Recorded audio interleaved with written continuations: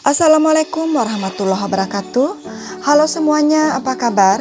Kembali bersama saya Rahmawati, calon guru penggerak dari Kabupaten Kutai Kartanegara Angkatan Kedua. Untuk kali ini kita akan membahas tentang koneksi antar materi, kesimpulan dan refleksi pemikiran Ki Hajar Dewantara. Silahkan disaksikan.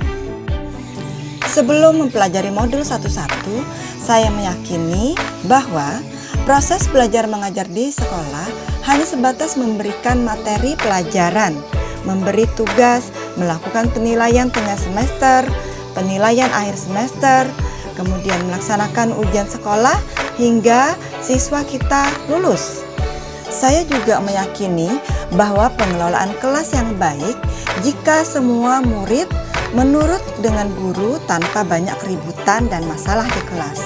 Dan ilmu akan mudah masuk ke dalam otak anak jika murid tersebut belajar dalam suasana hening dan serius. Ya, menyenangkan buat guru karena pengelolaan kelas terkendali. Tapi apakah menyenangkan bagi murid?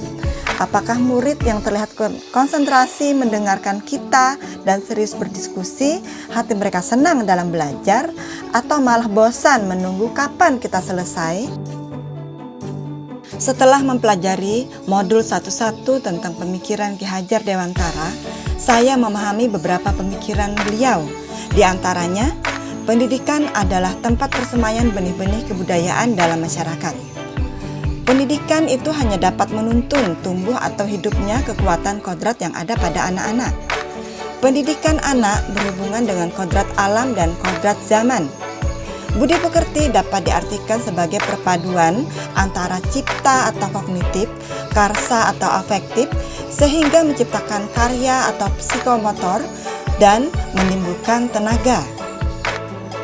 Peran pendidik sebagai pamong mengacu kepada trilogi pendidikan, yaitu Ing Ngarso Sungtolodo, Ing Madya Mangunkarsa, dan Tuturi Handayani. Dan asas trikon, yaitu pendidikan adalah suatu proses yang terus berubah dan berkembang sesuai dengan kondisi zaman, tetapi harus memperhatikan asas trikon, kontinu. Artinya, pengembangan yang dilakukan harus berkesinambungan. Konvergen, artinya pengembangan yang dilakukan dapat mengambil dari berbagai sumber di luar. Konsentris, artinya pengembangan pendidikan yang dilakukan harus tetap berdasar kepada kepribadian kita sendiri. Pendidikan ingin mewujudkan merdeka belajar dengan mengacu kepada profil pelajar Pancasila, yaitu beriman, bertakwa kepada Tuhan Yang Maha Esa dan berakhlak mulia, kreatif, bergotong royong, berkebinekaan global, bernalar kritis, dan mandiri. Dari pemikiran-pemikiran yang saya dapatkan tadi, mindset saya berubah bahwa pendidikan bukan sekedar kegiatan belajar mengajar hingga siswa lulus, tetapi pendidikan dan pengajaran merupakan usaha persiapan dan persediaan untuk segala kepentingan hidup manusia, baik dalam hidup bermasyarakat maupun hidup berbudaya dalam arti yang seluas-luasnya. Pendidikan adalah tempat persemaian benih-benih kebudayaan. Artinya, pendidikan menjadi landasan untuk membentuk peradaban yang dicita-citakan. Pendidikan yang ideal adalah saat anak belajar, dia merasa merdeka belajar.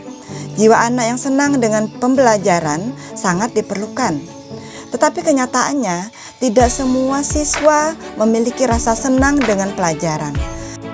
Karena itu, anak-anak perlu diberi stimulan dengan belajar sambil bermain. Seperti dalam pemikiran Ki Hajar Dewantara bahwa anak diberi kebebasan untuk menemukan kemerdekaan belajar. Pendidik sebagai pamong memberi tuntunan dan arahan agar anak tidak kehilangan arah dan membahayakan dirinya. Sulit memang jika semua anak harus merasa senang dalam belajar. Guru harus punya strategi yang tepat bagaimana meningkatkan minat siswa dalam belajar. Hal yang bisa segera saya terapkan agar kelas mencerminkan pemikiran Ki Hajar Dewantara, terutama untuk mewujudkan belajar yang menyenangkan dengan merdeka belajar. Yang pertama, murid akan senang hati jika dia berpikir materi pelajaran itu penting dan dibutuhkan dalam hidupnya. Jadi, sebagai guru, saya harus memahamkan lebih dahulu tentang pentingnya materi pelajaran yang akan diberikan. Yang kedua, murid akan merasa senang memulai pelajaran jika guru memberi kesan awal yang baik. Jadi, memberi persepsi yang menarik dan membuat mereka berpikir dan penasaran dengan materi pelajaran, itu yang akan saya lakukan. Dan saya juga akan menayangkan video pembelajaran yang menarik, sehingga tidak melulu ceramah. Kemudian, guru harus melibatkan siswa dalam proses belajar mengajar. Misalnya, memberi kesempatan siswa untuk berkolaborasi dengan siswa lainnya dalam memecahkan masalah. Guru juga harus membimbing siswa dalam sebuah kegiatan diskusi. Selanjutnya, guru memberikan apresiasi kepada siswa yang sudah berusaha untuk melakukan kegiatan-kegiatan dengan aktif dan baik. Siswa akan lebih bersemangat dalam belajar jika dihargai. Guru meminta siswa melakukan refleksi terhadap proses pembelajaran, sehingga dia tahu apa yang sudah dia lakukan dan apa yang menyenangkan. Guru juga harus menyelingi kegiatan proses belajar mengajar dengan permainan, sehingga siswa tidak bosan. Demikianlah koneksi antar materi, kesimpulan dan refleksi pemikiran Ki Hajar Dewantara. Semoga bermanfaat terutama untuk diri saya sendiri. Assalamualaikum warahmatullahi wabarakatuh.